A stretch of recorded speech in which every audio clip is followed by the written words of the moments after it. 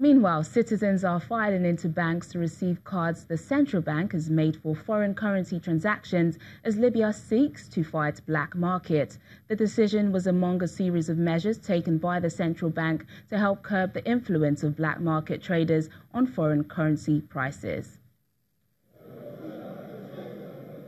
Customers eligible to apply for MasterCards can now purchase dollars electronically instead of physical banknote exchange. Existing bank customers wishing to buy foreign currency filled out applications for bank cards to be able to cash in from an annual limit of $10,000. This really is a step towards reform in the country, and it's an excellent step because it helps decrease the value of the dollar in the parallel markets. I believe this is a step for everyone's benefits. It will limit price hikes because traders and other groups will be able to benefit from this new system, along with people studying abroad and people receiving medical treatments abroad. But the mechanism looks too complicated for some. Shopping at a Tripoli market, Masood Al-Habib urges the authorities to find other ways for people to receive money in cash. This limit of $10,000 a year for each citizen will have a good impact on people's lives. But the mechanism of accessing these funds is difficult due to the issuance of cards. They have to find another way to give people dollars. There should be a way in which the citizen can receive this money, in cash or so.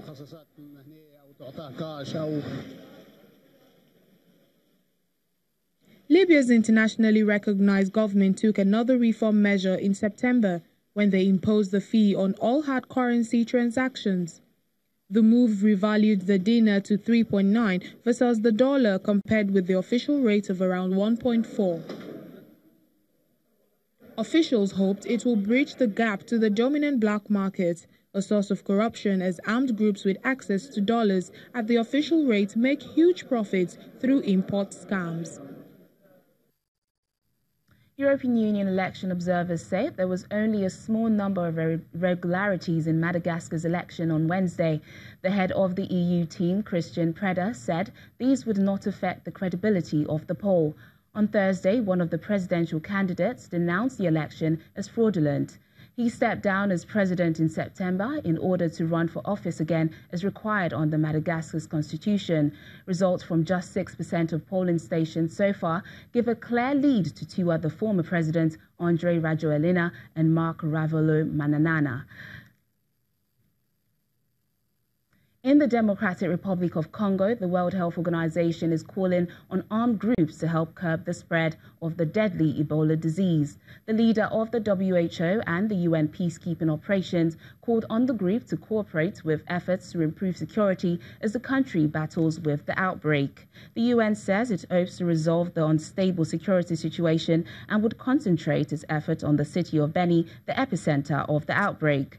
More than 300 cases of Ebola and 191 deaths have been reported in the east of the country, and more than 5,000 people are under surveillance. In South Africa, women empowerment across the African continent was put under the spotlight at the African Investment Forum, which ends today in Johannesburg.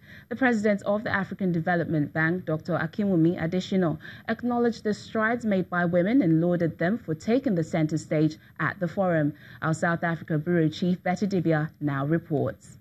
Access to funding, lack of support, and male dominance are just some of the challenges that female entrepreneurs face across the continent. A panel discussion under the theme, Investing in Women for Accelerated Growth at the Africa Investment Forum, was used as a platform to tackle these problems. The president of the African Development Bank, Dr. Akinwumi Adesina, says he's created an initiative that will help the banking sector support female business owners. We believe that we need to reach lending to women businesses. So we are working now to set up a guarantee facility that is $300 million US. That guarantee facility of $300 million will leverage 10 times. That will be at least $3 billion that we can leverage for businesses of women, in Africa.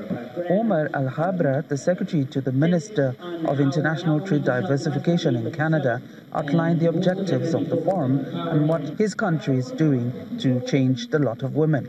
We have a feminist international aid policy that is focused on empowering women, on helping them become more educated, more entrepreneurs, take leadership of their own business, because we know, like mentioned earlier, when women succeed, they spend their money on education for their children, on their households, and that money goes back into the economy, so that also is an excellent tool to combat poverty. The chairman of First Bank of Nigeria, who herself encountered challenges when establishing her business, says innovative solutions are needed to deal with problems women face.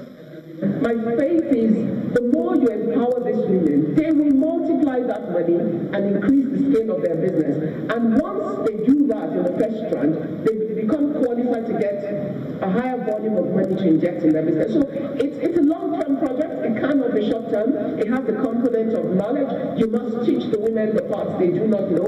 And then the banks must be engaged in giving low-cost money, because that's where banks like ADB come in, because the kind of money that they will release to commercial banks for that purpose can get to the consumer at a cheaper rate than money that is raised traditionally by commercial banks through the normal deposit and all of that, because it's more expensive money.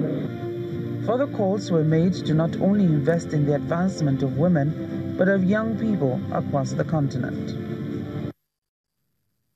Still to come on the program, our Africa Tech segment takes a look at the role young people play in technology. Please stay with us.